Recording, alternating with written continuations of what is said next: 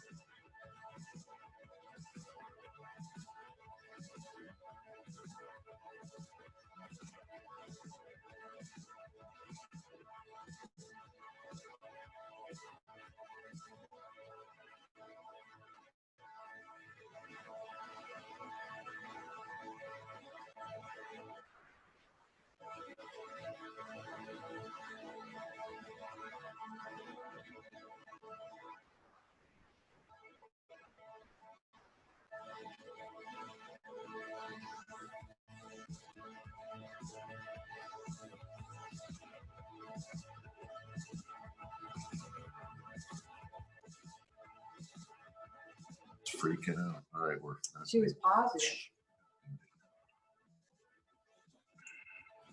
And then it turned into like boo boo, like the size of this on the end of her toe.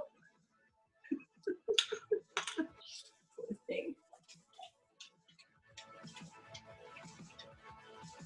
She was dying.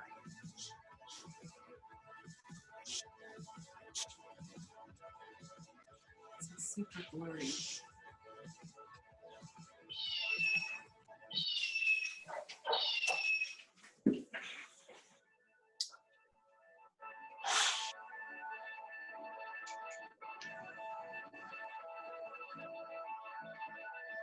Okay. 4, 3, 2, 1.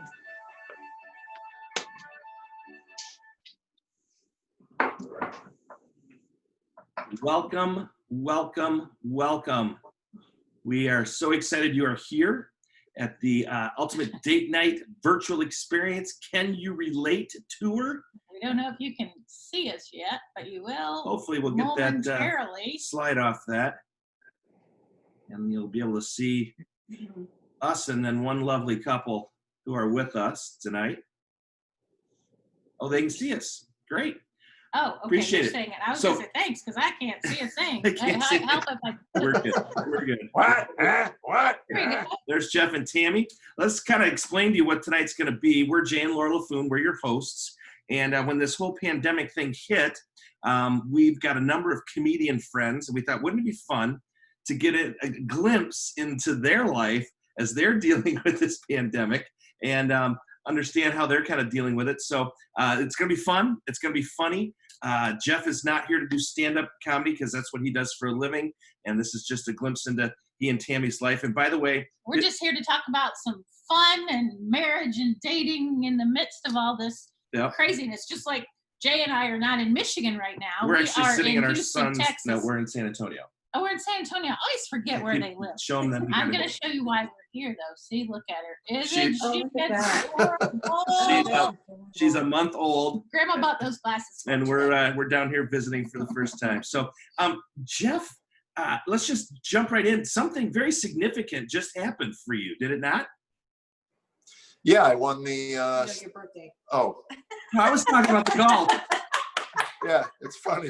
She says birthday. I say no. I won the low senior am at the G Rock Open. There you That go. was significant. My 64th birthday is not significant. I've been around the sun 64 times. That was yesterday, right? Was that birthday yesterday? Yeah. Yes, Yeah. yes. And I'm wearing my birthday necklace. I think it's either ziti or penne. I'm not sure, but it's macaroni, which is my request, my granddaughter. And she told me today, because she's 6 and my grandson's 4, and they gave me 2, one from each of them. And my 6-year-old granddaughter took me off to the side. She said, I made them both because Caden wouldn't do it. So I walked over and I punched the 4-year-old. I said, how dare you? I did not. It's a joke. Don't send me an email. So as you can see, we're going to have a lot of fun. Tammy is practically funnier than Jeff. She is a very funny person too. So so tell us, yes, you had your birthday, you won the G-Rock, the senior. What else has been consuming your time here during this COVID fun that we've been having? Yard work. Lots of yard work. The lawn looks better, and I can't wait to get back to work so I can go back to paying people to do my yard work. That was actually, I didn't realize how good I had it. I used to look out the window and watch the guy weed whack my 2 acres, and it'd take him about, 3-4 minutes? It takes me 2 to 3 days. Yes. And I learned something. I did learn something. Do not weed whack with shorts on. That's all I'm telling you. Yes. My legs look like they were beat with a switch. Yeah, not pleasant. Does everyone know what a switch is? Because that's kind of an old term. Yeah, Because he's an old I'm an guy. old guy. I'm 64. That's right. So Tammy, you're used to Jeff being gone a lot. Is that correct? Yes. How have you kept your sanity with him in the house all the time? Well, it was funny. It seemed like it was 3-4 weeks ago, I announced that it was the longest period that we had spent together as married people at that point, and it had been a month at that point. Yeah, 30 days. So Yeah. now we're on 10 weeks or something being together. And the reality is I love him more than I did or that I knew. And we've grown closer. But Here, let me get the notes so you know what to say here. We think that's We have. It's we had a couple moments, we had as you would more than imagine. a couple of moments. But As you would imagine, we're not going to lie to you people. Would you like to share with us one of those moments? What was the? Oh, I know. I'll tell you the truth. You want the truth? Yeah, of You want course. the truth? Yeah. She said to me one day, she feels like we're brother and sister, not husband and wife, because I wasn't paying physical attention to her in the sense that I wasn't hugging her, kissing her, holding her hand and all of that. I was just kind of moving through the house. And in my defense, I told her more than once in our marriage that if you don't tell me these things, then that's going to happen, because I just put my head down and go forward. So unfortunately, I'm married to a woman who will reach around, smack me, and say, "Look, pal, I need some attention." So that's probably. And I'm okay with that. I'm okay with that. I'm not, believe me, hugging and kissing this thing is not difficult. It's like, oh crap, I got to do that again. So, but yeah, that was one of them. It was testy because my pride got hurt, and I got a little moody, and the next day I woke up and came out and gave her a big smack on the lips and said, "Okay, let's go, let's get past this." So, but yeah, that was one of them. Yes, a lot of folks, a lot of men probably thought that this shelter in place was like going to be like a second honeymoon, until they realized that their wife's hair's turning gray and they're not getting their nails done and they're not feeling pretty. So. Yeah, exactly. Yeah. We're not getting our hair colored, we're not getting waxed, and we're not getting our, so yes, stay away, dude, because no, there'll be time for that after this. So hey, what is something that you two like to do on a date? We're giving a little dating in help here. Eat. No, tell them about our sex scene. Our sex scene. Sexting. Sexting. Oh yeah, Sexting. When I'm on the road, our sexting is it's evolved to dessert. I take pictures of desserts while I'm on the road. So, and send her. She goes, "Wow, is that a 6-layer carrot cake?" Ooh, yeah. We were 6 layers. Yeah, we were in Chicago one weekend and walked by the La Crusette store. And as we walked by the La Crusette store, Laura went, "Oh my goodness!" And I'm like, "I haven't gotten that out of you for 10 years." That's true. Yeah. They were so pretty. Yeah, La Crusette. Oh my goodness. So you guys like to go out to eat? Anything else? Do you have hobbies that you share? No, not really. Well, no. No. I golf, and she tried golfing. She took lessons. She finally said to me about 3 years ago, "If I can't beat you, I'll join you." And I have a friend that's a teaching pro. So she took some lessons, and they had her 20 yards off the green. And for about a month, we were able to go out once or twice a week. And I'd play 9 holes, and she'd chip up from 20 yards. And it was actually enjoyable. And then for whatever reason, she started getting sun poisoning. Oh, no. It's as if Satan said to me, "No, this is not going to happen. You guys are not going to bond on a golf course." So yeah, she can't go out in the sun. And oddly, we live in Tennessee and the sun shines here. So Yeah, just quite a bit. But didn't you just buy No. some chickens? Say what? Will you take care of, didn't you just buy some chickens? Will you do Yeah, that? so yeah, Yeah. 10 chicks. We have babies. We have baby chicks. We have one old one. We had we bought 2 dozen about 6-7 years ago, and bit by bit, other predators got them. And our rooster. We had the Christmas Day massacre. We had the Christmas Day massacre. My son's husky ate 6 Whoa. chickens. Yeah, mauled them, feathers everywhere.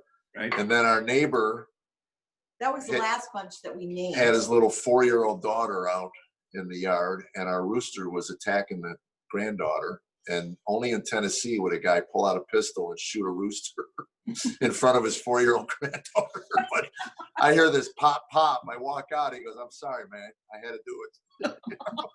And then you call me. And I called Tammy, and because I thought she'd be upset. She goes, he had it coming. Because he would attack her every morning when she tried to feed him. So anyway. So for those of you that are just joining us, this is the Can You Relate tour, and it is not stand-up comedy. It is the Can You Relate to What We're Going Through tour here during COVID. And so Jeff has been kind enough, Jeff and Tammy, to open up their home and share with us kind of how they're making their way through this pandemic. Something to understand about comedians: they don't do stand up to nobody. Right. They can't just do stand up in their kitchen. In their kitchen. Well, Jeff may be able to, but Yeah, I don't know. My mother used to say when I was a little kid, I'd sit on the couch and comment and just laugh by myself. She'd go, "You really don't need other people, do you?" I go, "Nope, me and the cacophony of voices in my head." That's why I got drunk in the morning when I got older. It was crowd control. So you guys have been through a lot in your marriage. How long now?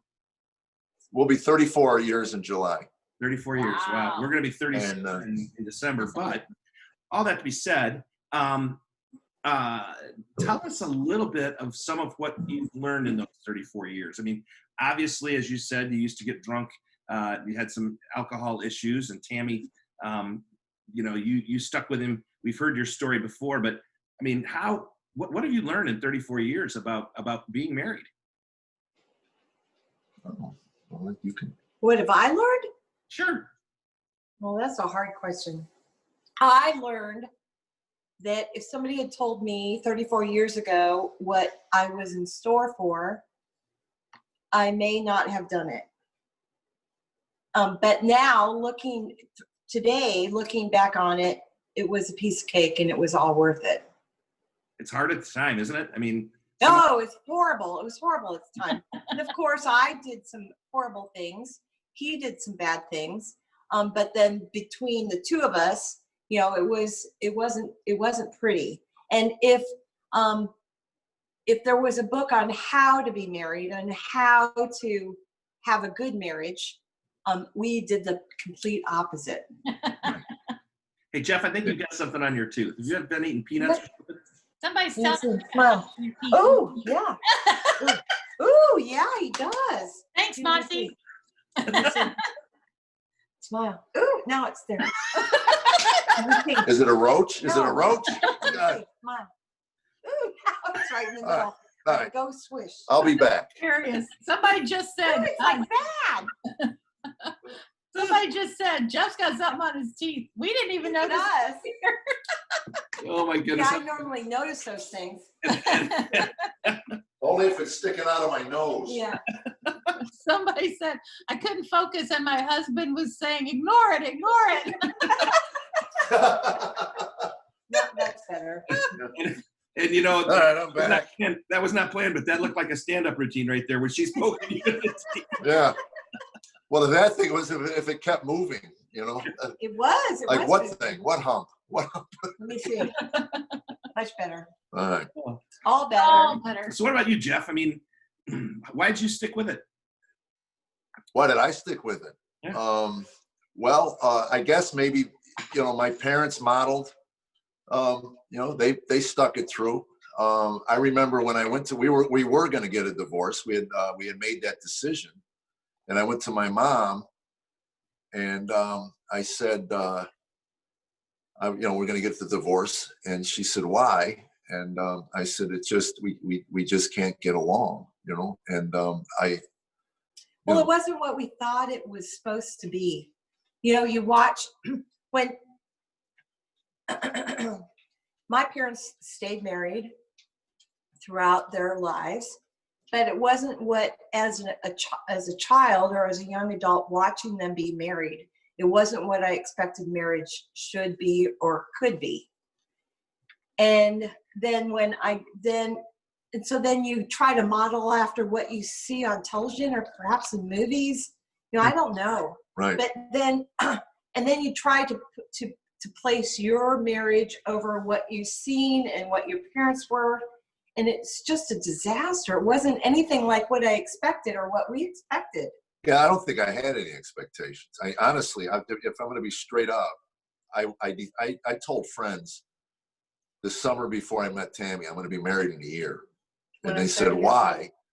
Because I'm going to be coming up on my 30th birthday and I'm a loser. I mean, I have nothing. I need something in my life to straighten me up. I couldn't stop drinking and I couldn't stop drugging. And I kind of, I went to a counselor at one point and she said, tell me about your family history. And my brother was, and she goes, is he older? I said, yeah, he's 5 years older. She goes, well, you're lucky. You've seen the movie. You know where you're headed. So anyway, I always make the joke, but this is kind of true. I was a lousy date. When you're a comic and just hitting the road, I would meet girls on a Tuesday, stay with them, if I liked them for the week, and then that was the end of it. So I was a terrible date. So I would unload my life history on the first date and scare people, and the girls would go to the bathroom and never come back to the table. So anyway, I always say the first one I unloaded on and came back to the table, I decided to marry. So she, I think she kind of knew, you'd have to ask her what my demons were, but I was gone a lot. And then when we got to Boston, No, I don't think I knew what your demons were until we got to Boston. yeah, Boston, when I didn't travel so much, I was able to stay in Boston and make a living. So all of a sudden I couldn't binge on the road, come home and dry out. All of a sudden I was home while I binged. And then she got to see the ugly side of the of the alcohol and drugs. And then the worst part really was when I quit drinking, and then the anger came out and the rage. And that was the part of me. I really, when I started comedy, I was really full of stage fright, and I was really bad for a long time. But inside my head, I knew if I ever got past the fear, I could do it. I knew I could. I just wanted to see if I could. I mean, it was like, again, I hate to compare it to golf, but tournament golf, I was so nervous when I played tournament golf that I wanted to get past that. I wanted to be able to play the way I played with my friends under the pressure of the tournament. So the marriage was kind of like, I knew I could be a better man. I knew I could. I didn't want to be the kind of man I was. And there were conversations we had. I remember when it got to apathy, where she said, I get the impression you don't care about losing. We're losing everything. And I go, I don't. You think I don't want to care? So that was, again, I knew it could be better till we came to Christ, and then we had a foundation and an understanding of what it should be. I heard a series on the Song of Solomon that we sat, we wept watching that, on what courtship, God's version of what courtship should be and what ours was, and then what a marriage should be, and then what getting older together should be. Watching that and then realizing what we wasted just in courtship. And how we wish that we could have done it the right way. The right way. And where we missed in our young adults, and the things that we did, and the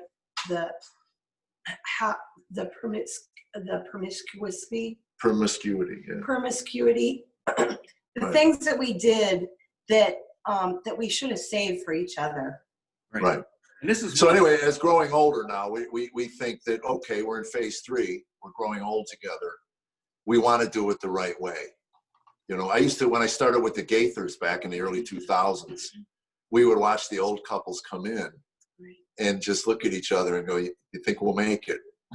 Because that's what it's about. It's about making the long haul. Yep. But you can't, we couldn't have done it. If we continued to live the way we lived in our early marriage, we would have never made it. Right. Changes had to be made. And again, it comes down to, hey, doughhead, I'm feeling neglected. If she doesn't tell me that, and if she doesn't feel comfortable enough to tell me that, right, then the resentment builds, and then we're back in that mire and that muck of trash. But sometimes it's hard saying those words and facing perhaps the judgment because you said those words. Mm-hmm. And it's difficult sometimes to gather the strength and the ability to say it. Yeah, and then if I would have said you're crazy, sometimes you have. You're nuts. Well, I have. I know. And I realize, again, I've told her, and I'll tell the world 1,000 times. After 34 years, I trust your judgment better than my own. Right. But sometimes your pride gets hurt, and the initial, you're nuts. And the anger's. Yeah, the anger. But then it comes back. I love about what we're doing with this, Can You Relate to Her, is so many people see you as Jeff Allen, comedian. And he talks about Tammy, but we've never met Tammy. And to me, this is a special time to just have you, you're sharing who you are. And well, since we're being honest here, I just want you to know this isn't Tammy. I'm a neighbor lady. She's the neighbor lady. The neighbor lady from across the street. I got Tammy out doing yard work. Still light out. You can come in an hour. So have you been working on new material with this COVID thing? You know what? It's funny. I don't know if you've ever. Because of social media and the fact that more and more people are watching because they got nowhere else to go. I've been burning through material. So for the first time in my entire career, I hired a writer out of LA, And I just got his, I got 4 sheets of stuff, and I'm kind of going through that. And then I did put some stuff together. Remember the other night I was leaning over to kiss her goodnight, and I came up about an inch short of her lips, and I almost threw my neck out, and the sounds that were coming out of our mouths, oh, they go, yeah, that's the sounds of 64-year-old romance right there. And then I started thinking about the new cologne. She used to wear Chanel to bed. Now it's Salon Paz. So it's, yeah. But it comes from a truth. It comes from a good place. So. Right. That's what we've found. We don't sit and write material. We just, that just happened. We were sitting, I threw my back out, probably picking up his underwear off the floor or something. And I have this cream to put on my back, and I put it on my back at night while we were sitting in the chair watching TV. And I said, I'm going to need more of that on. And he goes, you're a moron. I said, I didn't call you a moron. I need more on. I think she just randomly called me a moron because she does it all the time. So then we were like, write that down. That's good. Write it down. Right, okay. Yeah. Jay, I'll have to get you a miracle ear. Well, our daughter-in-law's an audiologist, so I probably should have my hearing checked. Our 22-year-old has told him he needs to have his hearing checked. So. Oh my goodness. So you it looks like you're going to start hitting the road again. Is that true? I am. June 20th, I'm doing a church in Richmond, Kentucky, 2 services, which is nice. Our church is just opening up. There's 3 tomorrow. There's 3 different ways to view the service. They have the drive-in. You can sit in your car. They have the fam jam, which is you have to wear a mask. No. That's the barn is the mask, and the barn is the mask. The fam jam is like 8-foot taped areas for families to sit like a picnic. And that's in like this other place, and then there's the actual congregation. Yeah, congregation. And then you wear a red sticker if you don't want to be touched or hugged or handshaked. Or a green sticker which means come on. So we would be in the green sticker. Right there. There you go. That's a marital tour. I'm getting me some red stickers. No, we're green. We're green people. Yeah. But Richmond, Kentucky on the 20th, and then the 29th, I'm in Fort Worth. That's a definite go. And Oklahoma City on the 30th of June, and then July 1st back to Dallas. It is so nice. Those 3 are definite. Yeah. It is nice that things are starting to pick back up, but as is, we're still kind of cooped up in this thing. And so what advice would you give people for making it through? I mean, if this thing holds on throughout the summer, how do you 2 communicate and make it work when you're. Well, we decided to just start protesting. That'll be a thing that we can do together. We're just going to stop watching television. That's what you need to do is stop watching the news. Stop watching the TV. Yeah.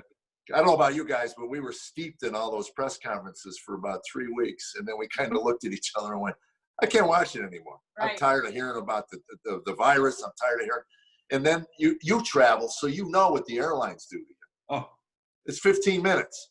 We'll be going in 15. We'll be going in 57 hours later. You've been 15 minutes to death. So that's what they were doing. 15 days. Yep. Then it'll be, we're going to add another 30. And then it's like May, the other 45.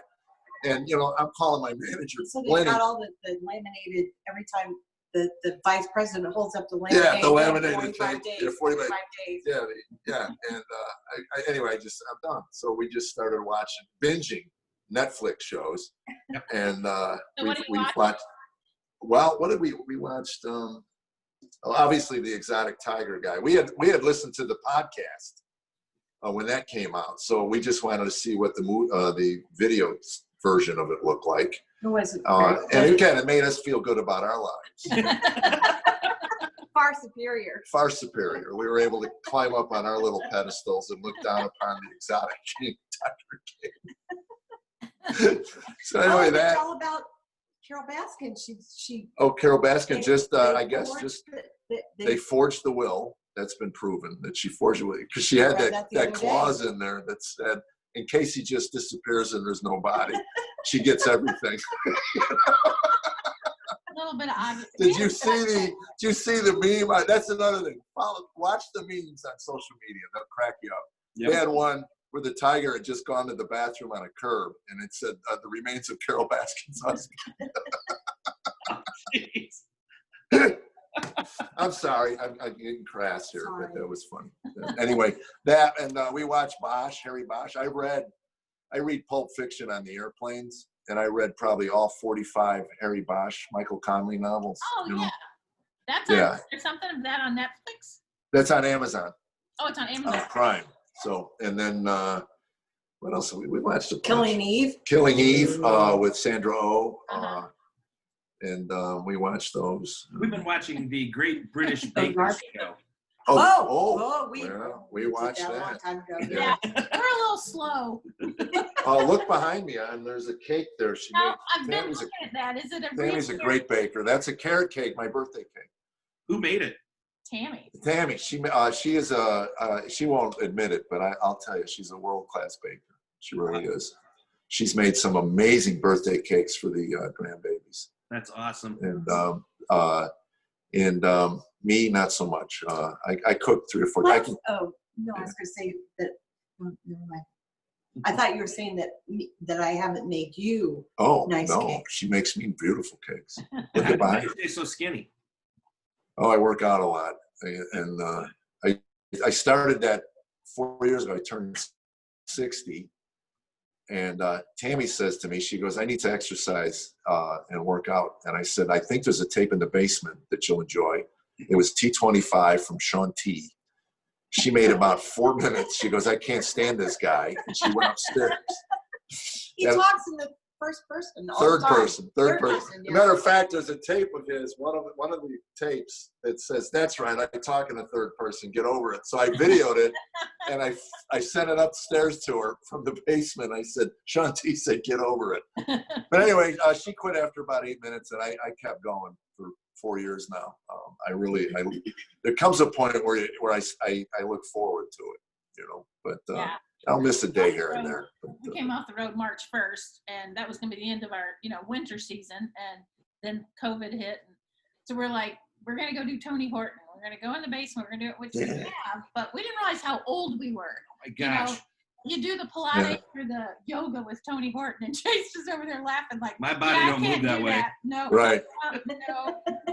Yeah, it's but try the T25. It's pretty low impact, and you just kind of skip, Okay. Jay doesn't like Sean T for the same reasons Tammy doesn't like Sean T. Right. Yeah. And I anyway, you can mute him. You know that, right? Yeah. Then we might not be able to follow what he's talking about. So you had your birthday. For those who don't know, again, the ultimate date night, Can You Relate Tour. We're relating to Jeff and Tammy from their home, kind of how they've been getting through this. For those of you who just joined us, Jeff's 64th birthday was yesterday. Had all the grandbabies over. Those are his birthday necklaces. And when you have a house full, I mean. Oh God, yeah. Tell us about it. Oh well, here it is. Normally we have two kids over at a time. We do 2 at a time. 2 at a time. So this time I came up with the idea. I want all 4 of my grandchildren over for a slumber party. A pajama party. Pajama party, right? So anyway, we tried to get one of those little rubber pools for the backyard, because every year I buy one of those things. The dogs use them, but they're about this deep, maybe 1.5 feet deep. You blow them up. You get them at Dollar General for 20. You blow them up, and then we have a pool. And I put on social media. The pool is open, the pool. and the grandkids run in there and jump around. And anyway, I couldn't get a pool. There was a run on them, so we ended up with a sprinkler. In the backyard, and I'm running around the sprinkler with the kids. And again, with 3 and 4-year-olds, you're only as good as your last minute. So the screaming starts. Apparently they tripped over a dog turd or something. I don't know. So then starts. Anyway, that's it. We're done playing here. So we go in the house. We get them in the bathtub and everything. We clean them up, and I had put a tent on our screened-in porch, thinking that they would sleep in the tent. How cool would that be? Right? We took all the pillows, off the the lawn furniture, right, put it in the tent. and they loved it. They had pillows and all the lawn furniture pillows, and it was Right. really nice. It was really cool. And They lasted about they half last an hour. half an hour. And the 7-year-old said, or 6-year-old says, I hear something. And the 7-year-old Ghosts. goes, There's ghosts. whatever, I don't know. I said, that's a cricket. We live in the country. Just go. So anyway, what happened was 2 went into the guest room and 2 went in our bed. And I basically got kidney punched all night by a 4-year-old. And she got kidney punched by a 3-year-old girl the whole night. Yeah, And elbowed. and we got up. and slapped her. And I asked her, because I always ask her, how'd you sleep? She goes, not at all. And I go, me neither. It was And perhaps the worst night of my life. this night's sleep, yeah. The kid started out, the 4-year-old started out in the child's pose with his head buried in the pillow. I thought, well, I could live with that if he stays in that position all night, with his rear end in the air and his face in the pillow, but apparently not. And then we had pancakes and biscuits and gravy for breakfast, but I was so tired and crabby, and Tammy was tired and crabby. We couldn't wait to get him out. To take a nap. And the question is always, how did we do it? How did we do it? Well, we were 40 years younger. That's how we did it. Yeah, we're And when you're in it, you don't know any better. No, we're just down the here in chaos. San Antonio with a Yes. 1-month-old, and we're not. I mean, we're here with mom and dad. It's not like we're doing a lot, except we get to hold her all the time, or feed her and burp her and all that stuff. We go back to the hotel every night and go, "Oh my gosh, I'm exhausted." I know. We're like, Well, here, 1-month-old. We haven't even done anything yet. We can't run around and play with her. We can't do it. I don't even have to entertain her. But we're like, yeah, there's a funny story. Years ago, back I was in my 40s, I think. Yeah, in my 40s. So probably 20 years ago, I did a benefit for a place called Hope House, and what they did was, if you adopted 3 Ukrainian children, the charity would build you a home in the Ukraine. So anyway, our pastor at that time had adopted a Ukrainian boy. He was 50 years old when he adopted the child. And anyway, they brought in these kids that were adopted by these homes. And it was amazing. These families, they brought them in. And Tammy was getting all emotional. And our kids had just became empty nesters. And she says, you think we could adopt? Well, I had said that if I had known he was going to turn into as good of a man as he was, I would have many more children with him. Right. I was such a jerk. She only wanted to have one with me. Anyway, I said, I don't know. I said, I feel guilty enough about all the time I was on the road raising our kids, and I'm not stopping. But I said, well, look into it. So I asked the pastor, I said, would you do it again? He was 50, and now he was 56. The kid was 6 years old. He said, in a heartbeat. It just really filled our home with joy and whatever. So anyway, I go, okay, we'll look into it. Well, at the time, we had a 4 or 5-year-old niece. And I said to Tammy, why don't we invite Ruthie down here? We'll spend a few days with her and see how we do. Anyway, she's down there. I go hit some golf balls for a couple hours. I come back. Tammy's on the couch, passed out with a fan blowing up her dress. The kid is passed out on the floor, and all our kids' old Legos are sprawled out all over the place. Anyway, I go, the heck happened? Tammy goes, how did we do it? And at that time, we were like 15 years, younger. I said, I don't think we should do this. She goes, no, there's no way we can handle an infant. There's no way. So I said, I'm glad we had a trial run first. That's right. That's why right. they say that Props. parents. Like total props to these grandparents to step up and do that sort of thing. Yeah, a lot of grandparents raising A lot of grandparents are raising their Right. And if that was the case, then I'm sure we could do it. If you're faced with that, holy cow. Yeah. Yep. Yeah. So earlier in the show, you talked about how being together has actually drawn you closer in your marriage. That this COVID time, can you give us some examples of how you're feeling closer to each other?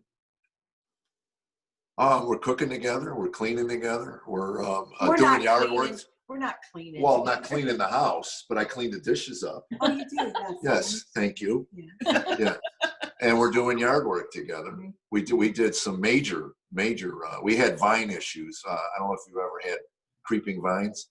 No. But ours creeped for like 10 years. They literally took over our air conditioning unit. They were up on the house. They were that was a hard project. It's hard. We've done a bunch of big Yeah. deals. And what I didn't know at the time was Tammy's turned on by men who actually work for a living. You know, I actually had to work to find that out. So It's actually pretty sexy. it was one of those things too. It was funny. Her father was, I tell this story in my show sometimes. When I met her father, I shook his hand and he goes, "What do you do?" You know, he had calluses on calluses. I used to say he used to be able to shoot Tammy's dad in the hand with a 45 and the bullet would just stick in the calluses. And I remember saying to her one day, we were staying at the house. I said, "I get the impression your father has no respect for what I do for a living." And she says, because she loves me, "Why would he?" But it's true. I mean, this to him, work was pipe fitter. Yep. And you know, plumber, and this is what men did. They work with their hands. Yep. You know, and you know, because when I met him, he goes, "What do you do?" I go, "I hit golf balls and tell jokes." You know, and you know, and I could see it in his face. Oh boy, you know, really, Tammy, this is the one. You know? Oh my! We do think that working together is one of the best things that a couple can do. Pardon me, for the benefit of their marriage, because you do a man. Pardon me. Pardon me, a man. Hey, is that a dry cough? Are your toes turning colors? This is your toes.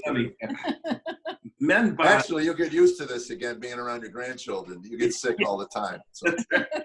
But men bond shoulder to shoulder.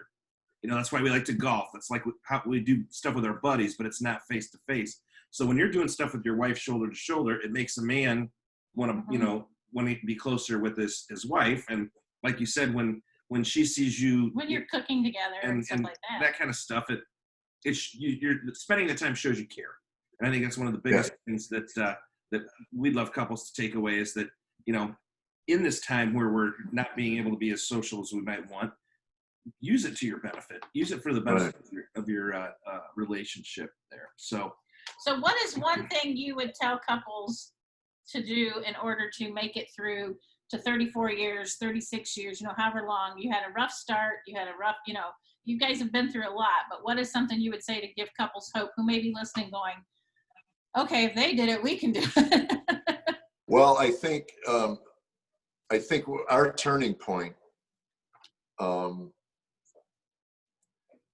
it was the lowest point of our marriage, where I said to her, we could get through this if I take 50% of the blame and you take 50% of the blame. If it becomes 51-49, one of us are going to get a resentment. Mm-hmm. So where we're at this point is our bottom. We don't go any lower than this. And we own our own parts in this. And I'll make my, you know, and then it becomes a point of, it was the same with, well, I was told with alcohol and drugs. What length are you willing to go to stay sober? So when they would tell me, you need to go to these meetings, I didn't like the meetings. Who wants to go to these stupid meetings? But if you're going to stay sober, I remember I was an atheist and they said, you need to pray. I said, to what?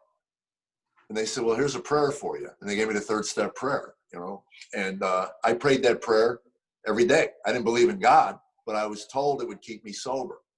And turns out it has. It's been 33, almost 34 years now. So what length are you willing to go? How much of it are you going to own? You can't, if it becomes, you did this and you did that, and then you start living in the past again. And, you know, and then we made a commitment. I think we did. We made a commitment. I remember her girlfriend telling me, we were getting a divorce. The papers were going to get filled out and everything. And her girlfriend asked me on the phone one day, do you love Tammy? I go, I do. I love her. I want to be married to her. And she said, fight for her.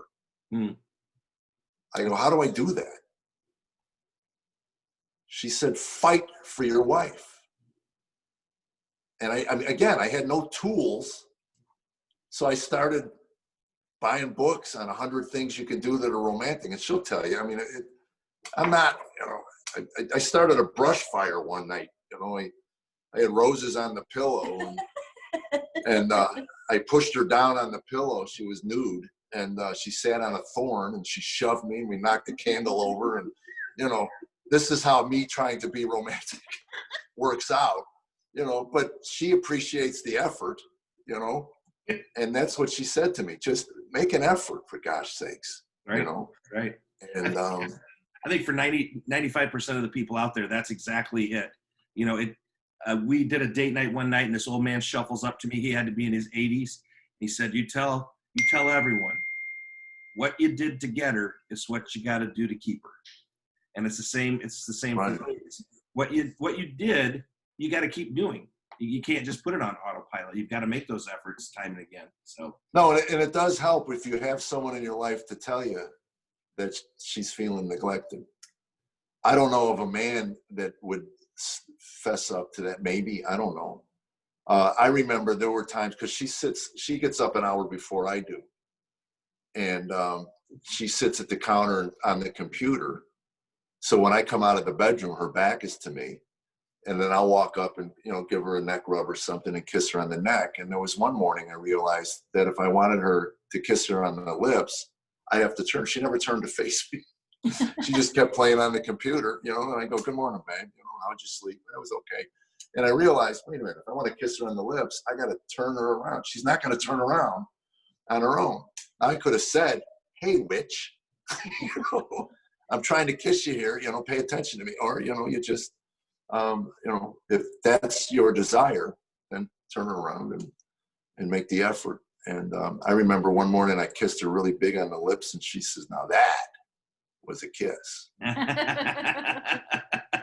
And as women, we just think our husbands should know what to do. Right. That we shouldn't have to tell them or educate them, and men just don't any more than women understand why you guys like to go play golf or hit a baseball or go fishing with that's where communication is so important for a wife to say, you know what, I do feel neglected. I do feel like we're just partners living in the same house and not husband and wife and that kind of stuff. That's really important to just keep communicating those. Yeah, and it's not a blame thing. It's just, hey, could you please? What husband would deny their wife holding their hand? I mean, right. Could you please hold my hand every now and then? I'm again low maintenance. She really is. But I give you that. The high maintenance one. I'm no, I'm not really. As long as I can get out and play golf 3 days a week, I'm pretty compliant. That's right. That's right. Well, any parting words for the folks as we move on? We've been up for an hour here. 45 now minutes. Now we're gonna go to our VIP. Then we'll go to our VIP session after this. The VIPs, but any hang in there, and we're getting back, man. The country's. It depends on what state you're in, I guess. We're in Michigan. Yeah, I have dates. Oh, good job. I have dates in Kentucky and North Carolina that are still. They're saying they're okay because they're dealing with 50% capacity. So the one in Raleigh, we sold out of 400 and some tickets. They're going to break it into 2 shows, I think, which is fine. Right. Yeah. I just want to get back to work. I did a show last week for at a senior living center for 100 people, and told her coming home, man, I was so jacked and so energized. I cannot wait to I love what I do. I really do. And I love meeting the people. Everybody's saying the meet and greets are done. I go, they're not done for me. I don't care, Right. Yeah. I always parelled my hands after meeting my fans. You'll stand for your meet and greet and have a little Perel thing standing next to you. Yeah, exactly. Well, Jeff and Tammy, thank you so much for joining us tonight. Thank you for letting us have a glimpse into your life and how you've related, or how can we relate to you during the COVID time here. For those of you that are on our VIP, the VIP tickets, we're going to end this Zoom, and in the email for the VIPs, you got 2 links. So give us 2-3 minutes to open up the second link, and we will have a question and answer time where you get to answer. You get to ask Jeff questions via the chat box. Via the chat box. Jeff and Tammy, and we will relay those questions. Right. So when you get on the Zoom call, please mute yourself because we can't have 85 different people talking, and we'll ask questions for Jeff and Tammy. And have a great night. For those of you who are interested, next week on Saturday night at 8 o'clock Eastern Standard Time, we have Mr. Ken Davis joining us. Oh, he's wonderful. We're trying to get his wife to join us, but she's amazing. She's hilarious. And she's actually a better golfer than he is. Yes, she is. By far, yeah. So, yes, if you care to join us next week, that will be Ken Davis. And then we have Taylor Mason the following week. And then we have added a 5th actually, but in 3 weeks we will have Darren Strebler join us. doing the same type of thing. We're just coming from our home, their home, to your home, and just talking about life during these times. So again, they're not going to be stand up. They're just going to be sharing their life and sharing their story. So you can check all that out on jandlaura.com if you haven't got those tickets and would still like to get those tickets. So thanks for joining us. We will see you in the Zoom VIP room for those of you who are VIPs here shortly. Thanks, guys, for joining us. Thank you.